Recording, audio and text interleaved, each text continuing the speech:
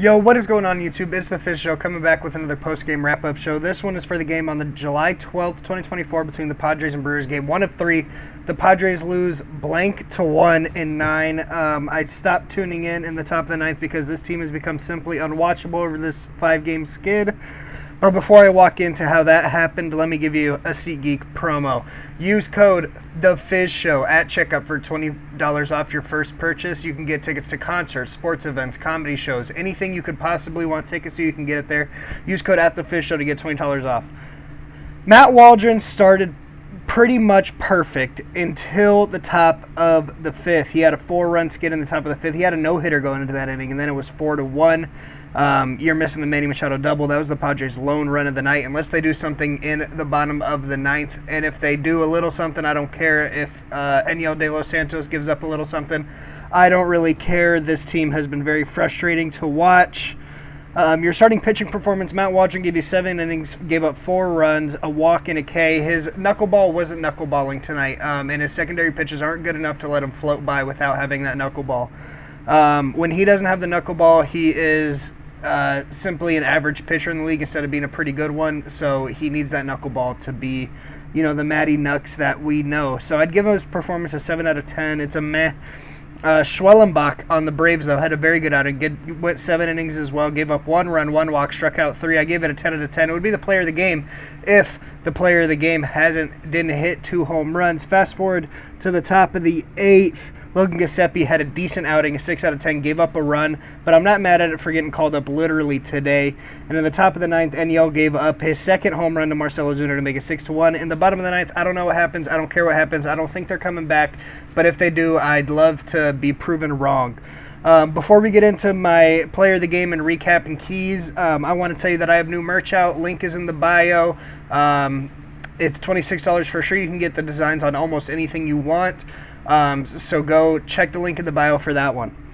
The bullpen arms used for the Padres was Logan Giuseppe and Enyel De Los Meatballs. Logan Giuseppe, like I said, a 6 out of 10, gave up a run. And Enyel De Los Santos, it looks like he's going to only give up the 1 run, but you need to DFA him. He gives up too many home runs, and you can't have that in a bullpen for a team that you want to be a successful team. Your star of the game for the Padres is Matt Waldron, with the honorable mention to Xander Bogaerts. Matt Waldron did give you 7 innings in length, so you're not really that mad at that. And Xander Bogaerts went 1 for 4 in his return. Just happy to see him back. That's why I gave him that nod. The ATL stars of the game, Ozuna had 2 home runs. Ozuna from the Braves, the DUI lover, the hitting women lover, loves doing awful things, but pretty good at baseball. He gets the start of the game, 2 home runs. And Schwellenbach, I didn't even know who he was before tonight, gets the honorable mention. The Padres are struggling hard right now. This is an official 5-game skid. All you could really hope to do is salvage the one of the last 2 games and go into the All-Star break 500 and get healthy and healed up. They need the All-Star break so they can get healed up. They're kind of limping in right now on a 5-game skid. You want to hope you can finish 101, go into the All-Star break 49 and 40 or 50 and 50, and kind of with a clean slate going into that second half. Atlanta is scary. I don't want to be that second wild card seed. I'd rather be that first wild card seed and face the Brewers perchance. I don't want to play the Braves in a 3-game series at Atlanta. They are a scary team when they are clicking.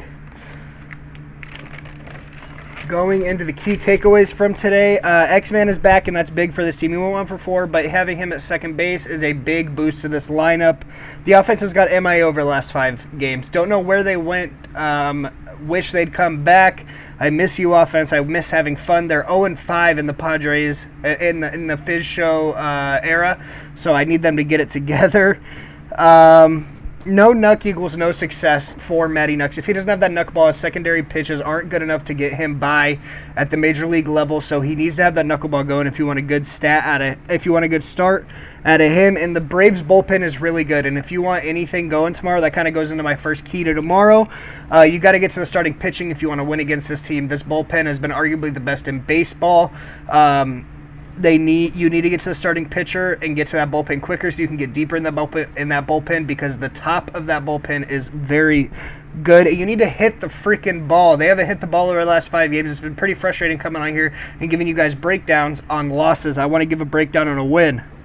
But That being said, yesterday I released my 25-minute interview with the Divine Sports Gospel on this page. It's sitting at about 1.1 thousand views. I'd love it if you could do more. Make sure you subscribe, like. I'm going to be taking off 2 days after this to kind of let you guys catch up on the content. I'll be back over the All-Star break with a breakdown on how Jeremiah Estrada became a dominant pitcher for this 2024 Padres. Other than that, see you guys over the All-Star break. The Fizz signing off.